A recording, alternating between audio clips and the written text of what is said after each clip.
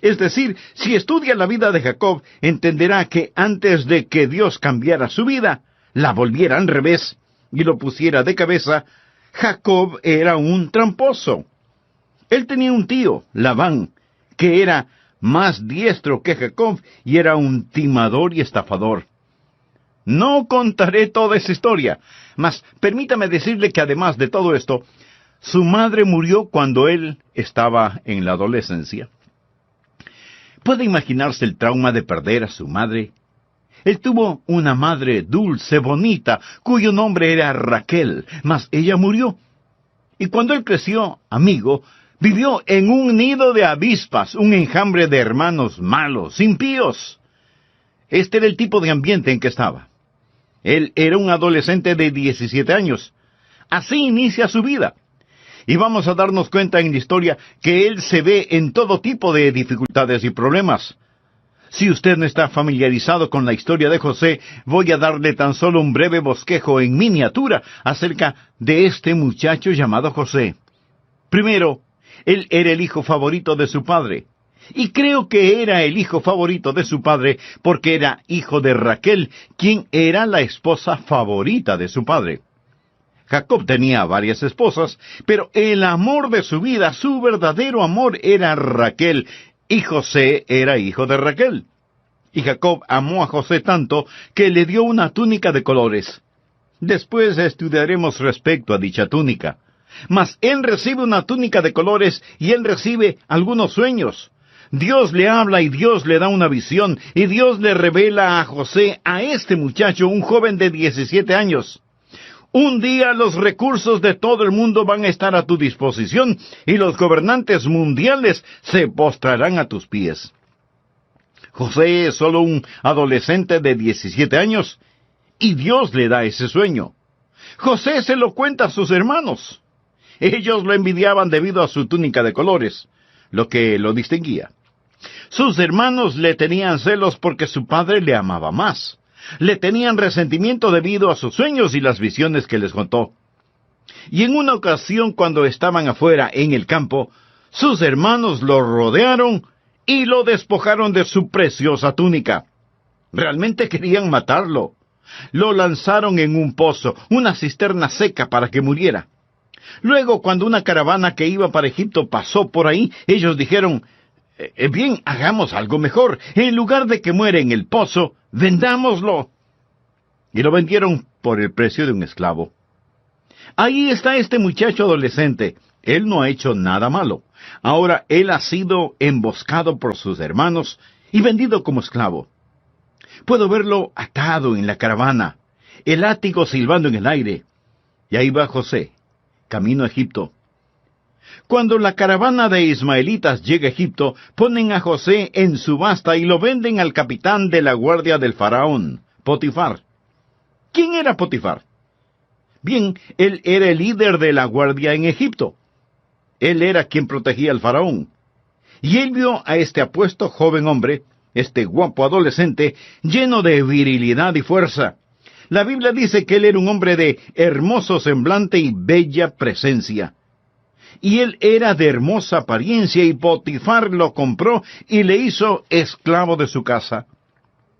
Mas José era de tal carácter, diligencia, ingeniosidad y fidelidad, que él empieza a ascender de puesto. Y poco después él estaba administrando toda la casa de Potifar. No obstante, la esposa de Potifar empieza a desear a José y trata de incitarlo a una relación adúltera, a la cual José se negó.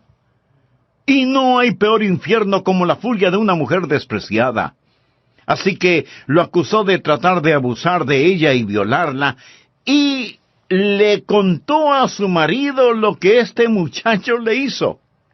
Entonces, su esposo toma a José por el cuello y lo lanza a la cárcel. Allí estaba sufriendo en prisión, no por hacer algo malo, sino por hacer lo correcto, por mantenerse puro. Y estando en prisión, José empieza a ascender a la cima. Él comienza a estar al mando de la prisión, y ayuda a otro prisionero para que salga de esta. Este hombre le promete, José, sé que eres inocente, yo abogaré por ti cuando salga de prisión. Pero él se olvidó de José.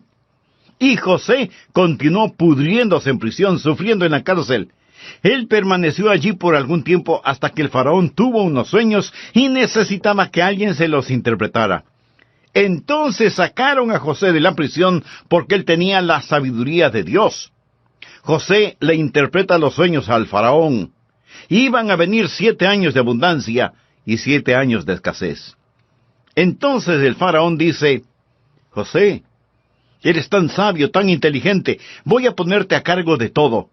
José empieza a almacenar grano, y después de un tiempo, José llega a ser el salvador de ese mundo en el aspecto físico, material, y Faraón exalta a José. Él es el primer ministro de Egipto. Este era el joven vendido como esclavo, y él ascendió, ascendió y ascendió. Ahora, él es el primer ministro de Egipto. Y hubo hambre en la tierra. Y en el territorio de Canaán, aquellos hermanos inicuos que lo vendieron en la esclavitud tienen que ir a Egipto por comida. Ellos no sabían quién era José, es decir, José vestía como un egipcio. Él había crecido y cambiado. Mas ellos vinieron y tuvieron que comparecer ante José y pedirle granos. La historia es tan interesante, mas no puedo entrar en detalles porque no nos alcanza el tiempo. Finalmente, José se revela a sus hermanos y los perdona. Trae a su padre, el anciano Jacob, desde Canaán hasta Egipto. Es una historia gloriosa, es una de las mejores historias jamás escritas. No es ficción, es un hecho, es verdad. Dicha historia está llena de verdades bíblicas. Existe un tema principal. Bien, miremoslo ahora. Sírvase buscar Génesis capítulo 39 por un momento y leamos por favor los versículos 2 y 3. Note lo que dice Génesis 39, versículo 2. Mas Jehová estaba con José, y fue varón próspero con él. ¿Lo ve usted? Observe el capítulo 39, versículo 21. Pero Jehová estaba con José, y le extendió su misericordia, y le dio gracia a los ojos del jefe de la cárcel. Ahora leamos por favor el capítulo 39, versículo 33. No necesitaba atender el jefe de la cárcel cosa alguna de las que estaban al cuidado de José, porque Jehová estaba con José. Y lo que él hacía, Jehová lo prosperaba. Me fascina eso.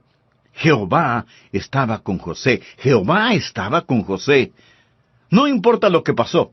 Aquí estaba un hombre que estaba practicando la presencia de Dios. Bien, ¿le gustaría eso? ¿Le gustaría prosperar? Hablo de tener verdadera prosperidad. Esta no es necesariamente riquezas. La prosperidad es la realización progresiva de la voluntad de Dios para su vida. ¿Le gustaría prosperar? Permítame darle 4 principios. Pasemos al capítulo 37, por favor. Primer principio. Exprese su distinción dada por Dios. Cuando Dios lo salvó, Dios lo hizo diferente. Y José expresó su diferencia dada por Dios. Lea los primeros 4 versículos. Habitó Jacob en la tierra donde había morado su padre, en la tierra de Canaán. Esta es la historia de la familia de Jacob. José, siendo de edad de 17 años, apacentaba las ovejas con sus hermanos, y el joven estaba con los hijos de Bila y con los hijos de Silpa, mujeres de su padre, e informaba José a su padre la mala fama de ellos. Ahora bien, eso no significa que él era un chismoso, significa que decía la verdad. Llamaba a Israel a José más que a todos sus hijos, porque lo había tenido en su vejez, y le hizo una túnica de diversos colores. Y viendo sus hermanos que su padre lo amaba más que a todos sus hermanos, le aborrecían, y no podían hablarle pacíficamente. Por favor, anótelo claro y en mayúscula. José era distinto y José era diferente, y la túnica de diversos colores que vestía era una marca de su distinción. A José se le dio la primogenitura, que era tanto espiritual como material, es decir, él era distinto debido a su nobleza, La túnica de diversos colores y mangas largas era una marca de nobleza. Ahora, ¿qué es lo que eso me dice a mí hoy en día? ¿Qué es lo que eso le dice a usted? Amigo, quiero decirle que nosotros pertenecemos a la nobleza en el Señor Jesucristo. ¿Sabe quién le está predicando este mismo momento? Una persona de la realeza, de sangre azul, rey y príncipe. Usted me dirá, pastor, está siendo arrogante. No puedo evitarlo, rey y príncipe. Si usted no quiere llamarme pastor, llámeme príncipe Adrián. Escúcheme, amigo. Dios nos ha hecho un reinado de sacerdotes. Somos una generación escogida, y la Biblia nos llama gente peculiar, somos diferentes. Y al mundo le disgusta nuestra nobleza en el Señor Jesucristo, y el mundo siempre quiere exprimirnos en su molde. Ya lo dijo el apóstol Pablo en Romanos 12:2. No os conforméis a este siglo. José era diferente. Sus hermanos lo odiaban. Él no se amoldó al mundo. Puedo oír a sus malvados hermanos decir, oye, José, eres una gallina. Vamos, tómate este trago. José, inhala este polvito. Hagámosle una cita con quien tú sabes para que le haga lo que tú sabes qué. Y constantemente trataban que José se comportara como ellos, pero él no lo hizo. Él no se amoldaba a ellos. ¿Sabe? Este mundo quiere amoldarnos a su manera, se lo garantizo. Y hay algo en nuestra naturaleza que nos hace querer amoldarnos. Por eso hablamos de un rebaño de ovejas, o de una manada de lobos, o de un enjambre de abejas, o de una bandada de pájaros, o de una pandilla de muchachos, o de un cotarro de mujeres, y así por el estilo. Todos queremos ser parte, queremos ser moldeados, y lo más importante, la más importante religión en estos días es el culto a la conformidad. El pecado más notorio es el ser diferente.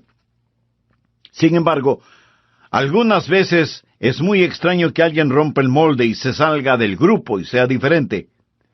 Por ejemplo, hay un jovencito que en vez de ponerse la gorra con la visera hacia el frente, se la pone con la visera hacia atrás. Y por un tiempo, tal vez los otros jóvenes se burlan de él. Pero pronto, todos están poniéndose las gorras con la visera hacia atrás, sin que importe que una gorra sirve para proteger los ojos de la luz solar, no para proteger el pescuezo. Y lo mismo sucede con la ropa, sea que la usen como una segunda piel, o como enormes fundas. ¿Por qué proceden así? No es que quieran ser diferentes, es que quieren conformarse, parecerse a los demás.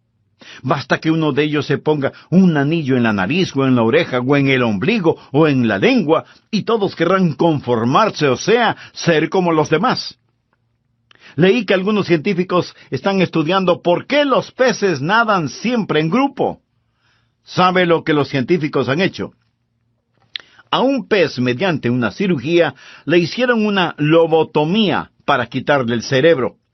Pero el pez podía seguir nadando. Lo que le quitaron fue el instinto de pertenecer al grupo, al cardumen. Así que el pez operado ya no seguía a los demás, nadaba solo. Pero permítame decirle lo que sucedió. Los demás peces empezaron a seguirle, en verdad. Ahí estaba ese pez sin cerebro y el resto de peces le seguían. Para que entienda la aplicación práctica de esta analogía, vaya y vea el comportamiento de los estudiantes en escuelas y colegios. Volvamos a nuestra historia bíblica. Ahí está José. Él rehúsa ser amoldado. Él es diferente. Y quiero decirle, amigo, que un hijo de Dios es diferente. Lo que creemos empieza en una fuente diferente, sigue un curso diferente y concluye en forma diferente. Somos personas nacidas 2 veces en un mundo de gente nacida una sola vez, y vamos a estar contra la corriente la mayor parte del tiempo. Y usted debe sobresalir como un diamante en una mina de oro. Nosotros somos especiales, somos distintos. ¿Le gustaría tener la presencia de Dios en su vida? Bien, permítame decirle, exhiba su distinción, su diferencia. Número 2. Explore sus sueños dados por Dios. Por favor, observe el versículo 5. Y soñó José un sueño, y lo contó a sus hermanos. Y ellos llegaron a aborrecerle más todavía. Y él les dijo, oíd ahora este sueño que he soñado. He aquí que atábamos manojos en medio del campo, y he aquí que mi manojo se levantaba y estaba derecho, y que vuestros manojos estaban alrededor y se inclinaban al mío. Le respondieron sus hermanos, ¿reinarás tú sobre nosotros, o señorearás sobre nosotros? Y le aborrecieron aún más a causa de sus sueños y sus palabras. Ahí estaba un hombre que tenía un sueño dado por Dios. Él es tan solo un adolescente, mas Dios pone un sueño en su corazón. La juventud es un tiempo no para amoldarse a este mundo, sino para soñar. Permita que Dios ponga un sueño en su corazón. Amigo, antes de finalizar este programa, deseo pedirle que deje que Dios haga realidad en usted el regalo de la salvación. No malgaste su vida viviendo una religión acerca de Dios. Viva una relación con Dios. Y si usted nunca ha dado ese paso de fe, le invito a orar conmigo de la siguiente manera. Querido Dios, quiero vivir la realidad de tu presencia en mi vida. Señor Jesús, te pido perdón por mis pecados y te agradezco lo que hiciste por mí en la cruz del Calvario. Gracias por poner tu propia vida para redimirme. Ahora con profunda y sincera fe, te recibo en mi corazón y en mi vida como mi Salvador y mi Señor. Límpiame, sáname, sálvame, y ayúdame a vivir de tal manera que traiga honor y gloria a tu nombre. Gracias, Señor Jesús. Lo pido en tu santo nombre. Amén.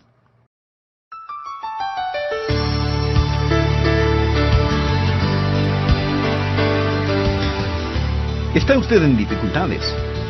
¿Tenía algún sueño y este ha sido destruido? ¿Se ha desvanecido por completo su sueño? Mi amigo, eso no significa que Dios ha dejado de tratar con usted.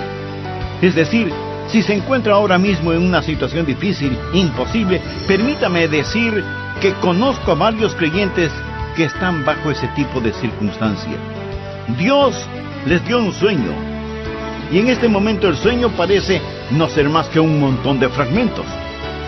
Hoy deseo afirmarle que Dios está por encima de todo, y que no importa lo que Satanás haga, no importa lo que pase, Dios continúa controlando este mundo, y es mejor que usted se aferre fuertemente a esta verdad, si es que, en realidad, desea disfrutar y saber cómo practicar la presencia de Dios en su vida. Bienvenidos a El Amor que Vale, con el pastor, maestro y autor, Dr. Adrian Rogers, supliendo las necesidades de la gente con la verdad de la palabra de Dios, trayendo personas a Cristo, transformando vidas alrededor del mundo y ayudándole a usted a descubrir el poder del amor más grande, el amor que vale. Quédese con nosotros y escuche al Dr. Adrian Rogers en la voz del pastor Lenín de Llanón. Amigas y amigos de nuestro programa El Amor que Vale, me es muy grato el saludarles y darles una cordial bienvenida. Si recuerda el mensaje anterior, sabe que estamos estudiando el tema cómo practicar la presencia de Dios, y estamos tomando como ejemplo la vida de José en el Antiguo Testamento. Para resumir lo que ya hemos estudiado, permítame preguntarle, ¿le gustaría prosperar? Hablo de tener verdadera prosperidad, y no necesariamente eso significa ser rico. La verdadera prosperidad es la realización progresiva de la voluntad de Dios en nuestras vidas. Así que, ¿le gustaría prosperar? Permítame darle 4 principios. Primer principio, exprese su distinción dada por Dios. Segundo principio, explore sus sueños dados por Dios. Yo era un poco más joven que José cuando Dios me llamó al ministerio. Estaba en el colegio, y mi pastor me dijo que Dios tenía un plan para la vida de cada persona. Y yo quería saber cuál era el plan de Dios para mi vida. Y le dije al Señor, Señor, yo no sé qué es lo que tú quieres que yo haga, pero lo que quiera que sea, quiero que me muestres tu voluntad. Y lo que quiera que sea, quiero hacerlo. Ahora, Dios le habló a José por medio de un sueño. Dios le puede hablar a usted en alguna otra forma, pero el punto es el siguiente: Dios tiene un plan para su vida. ¿Quiere usted conocer cuál es el plan de Dios para su vida? Realmente quisiera saberlo. Recuerde, José tuvo una visión, tuvo una pequeña indicación, pero Dios no le dio el mapa completo.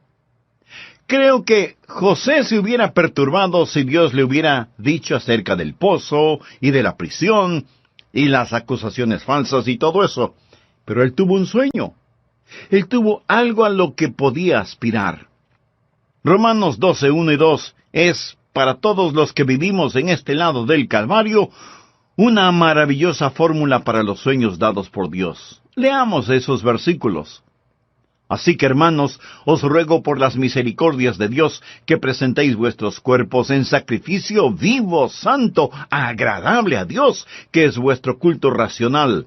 No os conforméis a este siglo. Ahora, por favor, note el orden. Sino transformaos por medio de la renovación de vuestro entendimiento, para que comprobéis cuál sea la buena voluntad de Dios, agradable y perfecta. ¿Quiere conocer la voluntad de Dios? Ahí está. Esa es la fórmula. Presentación más transformación equivale a realización. Presentación. Usted se presenta voluntariamente a Dios. ¿Ha hecho eso? Quiero decir, realmente lo ha hecho. Se ha presentado ante Él diciendo, aquí estoy, Señor. La mayoría de las personas nunca han hecho eso. Mucha gente dice, si yo hiciera eso, ¿quién sabe en dónde voy a parar? A lo mejor como misionero en alguna parte de Bongo Bongo. Y por eso usted no quiere presentarse voluntariamente a Dios. Amigo, preséntese a Él. Firme el contrato, entrégueselo a Él y deje que Él termine de llenarlo. No tenga temor de hacerlo así, porque cuando usted se presenta voluntariamente a Él, será transformado. No os conforméis a este siglo, sino transformaos. La palabra transformar proviene del griego metamorfosis. O sea, usted experimentará una divina metamorfosis. ¿Qué significa metamorfosis? Meta quiere decir cambio, y morfosis significa forma. Metamorfosis quiere decir entonces un cambio de forma. Literalmente significa que aquello que está en el interior sale a la superficie. Por ejemplo, la oruga se mete en el capullo y de ahí sale como una mariposa. La naturaleza interna de la oruga es ser una hermosa mariposa. Jesús en el monte de la transfiguración fue transfigurado de acuerdo al relato bíblico. Es la misma palabra, metamorfosis. Jesús pasó por una metamorfosis. ¿Cuál era su naturaleza interna? Gloria. Y esa gloria salió a la superficie debido a la metamorfosis. Él experimentó un cambio de naturaleza. ¿Cuál es la naturaleza interna de un hijo de Dios? Es Jesús. Si usted ha nacido de nuevo, ¿cuál es su naturaleza interna? Es Dios, es Jesús, es la gloria. Su naturaleza interna es Jesús. Cristo vive en usted. Cuando usted se presenta voluntariamente como un sacrificio vivo, habrá una metamorfosis, y aquello que está en su interior saldrá a la superficie. La presentación más la transformación da como resultado la realización, y usted conocerá cuál sea la buena voluntad de Dios, agradable y perfecta. Amigo, escúcheme. Usted no encuentra la voluntad de Dios. La voluntad de Dios lo encuentra a usted. Mantenga su corazón puro delante de Dios. Preséntese voluntariamente a Él. Deje que la gloria de Jesús sea visible en usted. Usted tiene la mente de Cristo. Sigue esa corriente y descubrirá que Dios le está guiando. Recuerde, Dios no le dio a José un mapa detallado, sino que le dio un sueño, una visión. Ahora usted no le dice a Dios, Dios, muéstrame qué es lo que quieres que haga y pensaré si lo quiero hacer. No, Señor. Mas asegúrese que sea Dios quien habla. Cuando menciono los sueños, no estoy hablando de ambición carnal. No estoy diciéndole que Dios ha prometido llevar a cabo sus fantasías. Estoy hablando de un sueño dado por Dios. Dios tiene un sueño para usted. Y Dios desea que soñemos, no en sueños, sino sueños dados por Él. El libro de Joel dice en el capítulo 2, versículo 28, «Y después de esto derramaré mi espíritu sobre toda carne, y profetizarán vuestros hijos y vuestras hijas. Vuestros ancianos soñarán sueños, y vuestros jóvenes verán visiones». En Jeremías 29:8 leemos, «Soñáis a los sueños que soñáis». ¿Por qué? Porque Dios tiene un mejor sueño para usted. Y Jeremías 29:11 dice, «Porque yo sé los pensamientos que tengo acerca de vosotros, dice Jehová, pensamientos de paz y no de mal, para daros el fin que esperáis». Dios tiene un sueño para usted, y Dios quiere que soñemos sueños, no en sueños, sino sueños dados por Dios. La Biblia dice en Joel 2:29, «Y también sobre los siervos y sobre las siervas derramaré mi espíritu en aquellos días». ¿Qué está diciendo? Dice, permita que Dios sea real en usted. ¿Cómo sé que mi sueño es dado por Dios? Medite y ore al respecto. Cuando María tuvo una visión acerca del Salvador que habría de venir, la Biblia dice, María guardaba todas estas cosas, meditándolas en su corazón. Un hermoso versículo es Proverbios 4, versículo 18, dice, «Mas la senda de los justos es como la luz de la aurora, que va en aumento hasta que el día es perfecto». ¿Qué significa? En ocasiones usted no conoce la voluntad de Dios para su vida, incluso para el día de hoy. Mas la senda de los justos es como la luz de la aurora, que va en aumento hasta que el día es perfecto. Al principio está oscuro. Luego se pone gris con el alba. No se distinguen los colores, solo se ven sombras. Después sale el sol, y se ven los colores, pero hay largas sombras. Por último es mediodía, mas la senda de los justos es como la luz de la aurora, que va en aumento hasta que el día es perfecto. Cuando era niño dije, Señor, ¿qué es lo que quieres que haga? Y después de un tiempito, tuve una semilla en mi corazón y dije, Señor, creo que quieres que predique. Luego fue, Señor, ¿tú quieres que yo predique? Y después fue, Señor, si tú quieres que yo predique, es mejor que me lo dejes saber. Y finalmente dije, Señor, sé que esto es lo que quieres que haga. Asegúrese de sus sueños, báñelos en oración, y Dios le guiará. Y aunque usted diga, Señor, si eres tú hablándome, continúa hablándome, explore sus sueños. Eso es lo que José hizo. De paso diré que José era odiado debido a su nobleza, lo despreciaban, y cuando usted tenga un sueño en su corazón, le puedo asegurar que el diablo enviará a su personal del Comité de la Guerra Fría para prevenir que usted realice su sueño, si es que en verdad es un sueño dado por Dios. Una vez cuando todavía era un jovencito, estaba disfrutando de una pequeña siesta en mi dormitorio. Mi papá estaba en el patio con un hombre llamado Bird. Era el sheriff del condado, y yo lo respetaba mucho.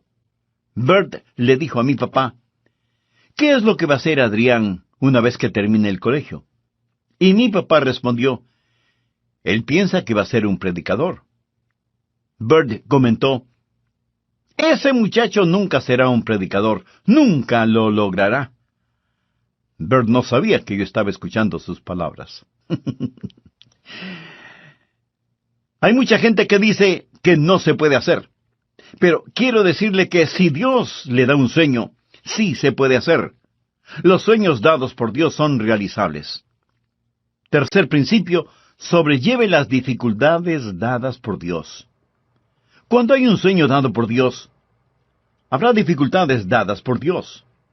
En este capítulo, si usted lee del versículo 8 al 27, se dará cuenta de algunas de las dificultades por las que tuvo que pasar José. Aquí está este hombre, este jovencito más bien, y es ridiculizado por sus hermanos. Hay una conspiración contra él. Primero quisieron matarlo. Luego decidieron lanzarlo al fondo de un pozo seco, de donde hubiera sido imposible salir. Pero finalmente lo vendieron como un esclavo. En la casa en la cual fue llevado a servir, lo acusaron falsamente, y fue a parar en la cárcel. Y ahí estuvo en prisión por mucho tiempo. ¿Estaba Dios fuera de mando? Ni por una milésima de segundo Dios estaba fuera de control. Cuando todo había pasado, por favor, anótelo al margen. Génesis capítulo 50, versículo 20. José confronta a sus hermanos. Vosotros pensasteis mal contra mí, mas Dios lo encaminó a bien, para hacer lo que vemos hoy, para mantener en vida a mucho pueblo. Ellos le quisieron hacer mal, y Dios lo permitió para bien de José, de su familia, y de toda una poderosa nación. ¿Cuál es el versículo correspondiente a este? Romanos 8:28. Y sabemos que a los que aman a Dios, todas las cosas les ayudan a bien, esto es, a los que conforme a su propósito son llamados. Dios va a permitir que tenga dificultades en la vida. Dios no las causa. Dios no hizo que la esposa de Potifar acusara a José de violación. Dios no causó que estas cosas pasaran, mas cuando el hombre pone, Dios dispone. Dios no había terminado con José. ¿Está usted en dificultades? Tenía un sueño y este ha sido destruido. Se ha desvanecido su sueño.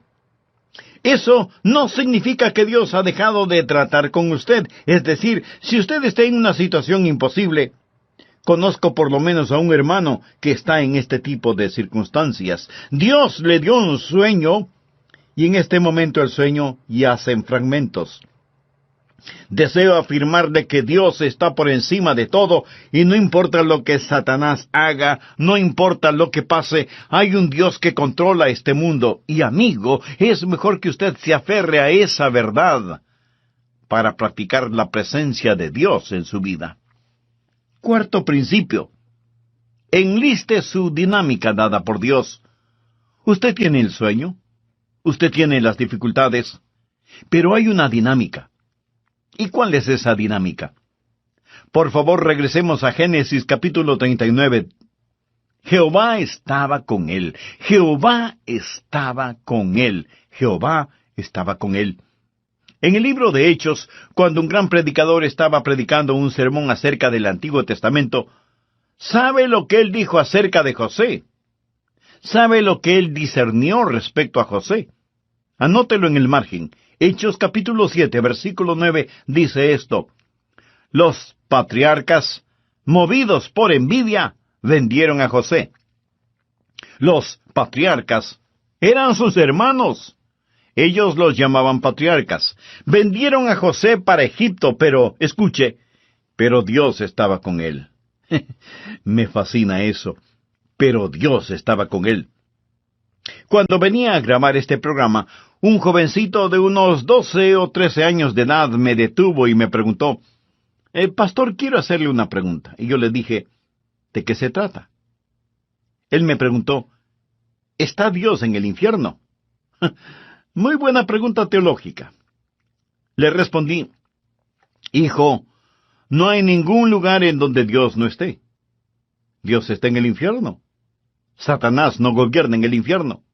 Dios le ha dado a Jesús un nombre que está por sobre todo nombre, para que todas las cosas en el cielo y las cosas en la tierra y las cosas debajo de la tierra confiesen que Jesucristo es el Señor, para la gloria de Dios el Padre. Así pues, no hay ningún lugar en donde Dios no esté. Un filósofo dijo que Dios es un círculo cuyo centro está en todas partes y cuya circunferencia no está en ninguna parte. Piensa en eso. Dios es un círculo cuyo centro está en todas partes. No hay ningún lugar en donde Dios no esté. Dios está aquí. Dios está allá. Dios está en todas partes.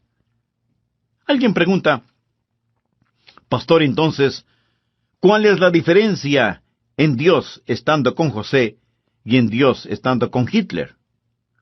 Verá, la diferencia no es su presencia actual.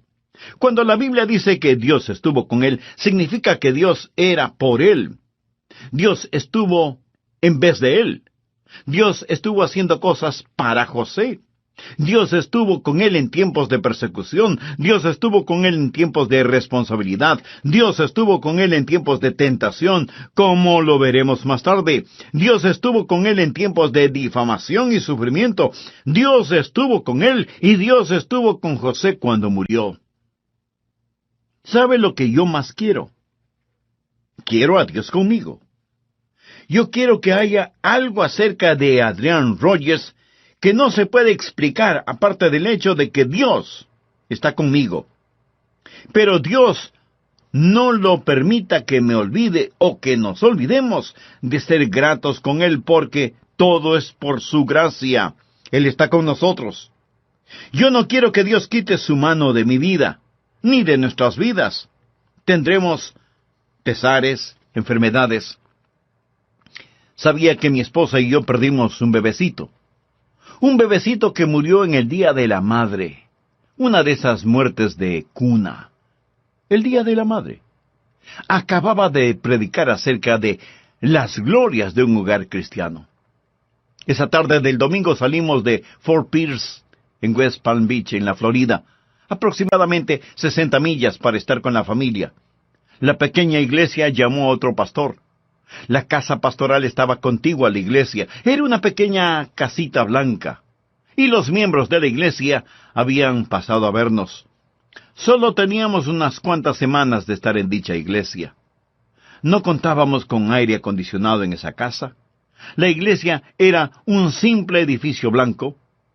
Puedo ver la luz amarilla cómo destellaba en aquellas ventanas abiertas.